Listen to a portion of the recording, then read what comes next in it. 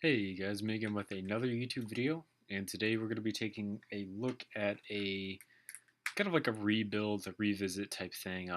Give me one second. Um, Anyhow, today we're going to be taking a look at the Steyer AUG HBAR from a specific game itself. So for a lot of people, Modern Warfare 2 was kind of like the big game of the day where if you weren't playing Modern Warfare 2, you weren't up to time with the games, you were a scrub, and you didn't deserve to own a console or a computer. Um, so we're going to be taking a look at the AUG HBAR from Modern Warfare 2, and it was an interesting gun, and it was the only light machine gun of its class to feature a magazine instead of being belt fed out of a box. Um, Now, then, there is a few details that I did change about it, but there are some other things that are really interesting about this model, and we're going to go ahead and get into that as we continue. I just do want to point out that this is not a fully complete version of the model. There was still a few things that I needed to add, like the front foregrip and then the bipod, but those weren't added, and I really want to get this video out and done now while I have time to record because spring break is about to get really hectic for me. And why did I get a text? That's why I got a text. Anyhow, so we're going to start with the stock and we're going to work our way forward and keep discussing the Steyer AUG HBAR from Modern Warfare 2. So this, if you've watched any of my other Steyer AUG videos, you know that this stock has pretty much not changed since then. The only thing that I've added on is this sling mount here that does rotate full 360 degrees. The other thing that I changed was that I added a longer magazine so that it looks more and feels more like the 45 round magazine that is used in the game Modern Warfare 2. I went with the standard olive drab green, kind of baby barf green color that's also featured in the game. And I switched up a few things here and there. So this magazine is removable. As you can see in the top, there's supposed to be a yellow cased bullet of 5.56 by 45 ammo. This magazine has some of the best webbing that I've ever done on a magazine. I did this one in a gray color, as you can see. So that just slips right back up into the mag well. Right above the mag well, we have our what's this called? Your shell ejection port, the shell ejection door. It pulls out with the entire bolt assembly. Give me 1 second, I do need to answer this text message.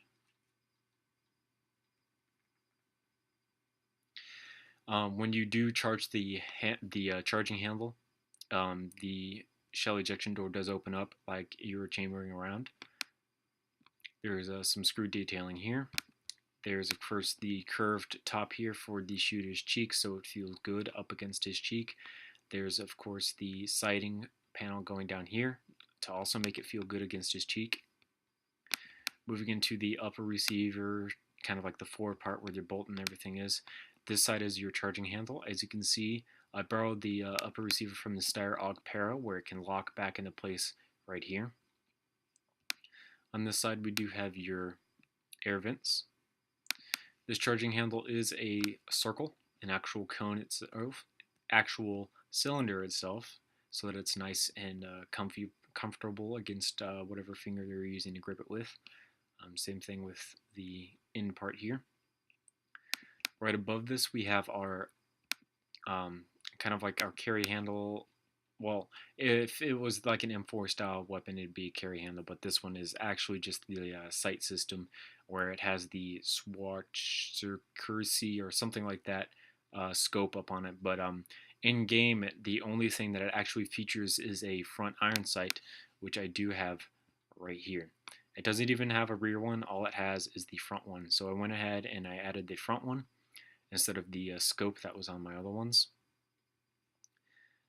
Down here we have our ergonomic pistol grip and enlarged trigger guard with our specially working trigger and rubber band system up here.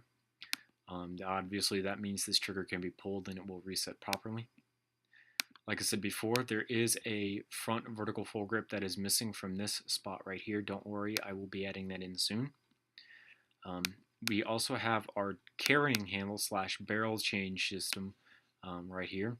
Now then, in game, this is a green piece of furniture circle that they're going on here, but I couldn't really get the kind of style from that into the Legos.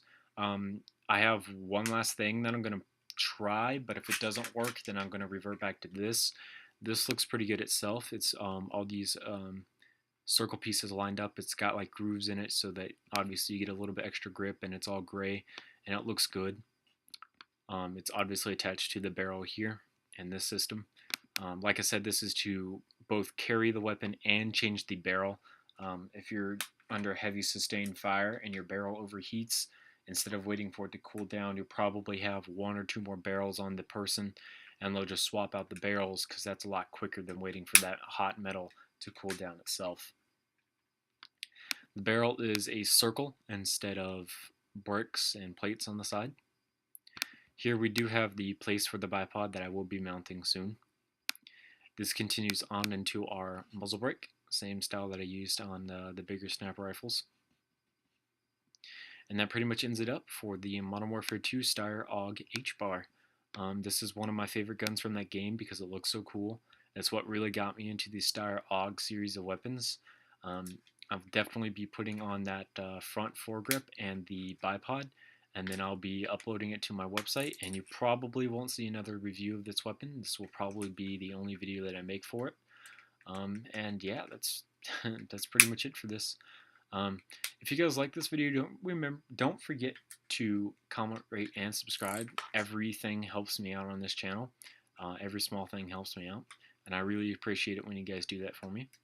If you guys want to see more of this weapon and any other LEGO weapon that I've made in any of the videos, don't be afraid to check out my website, bluegthemeister.weebly.com. I promise you it's a super simple website to use. It takes all of 4 seconds to learn how to use, and it will definitely be a lot easier than searching through every single gun that I've ever had on my YouTube channel. So that's pretty much it for this video. So I'll see you guys later in another YouTube video. I hope you guys enjoyed this one, and as always, have a nice day.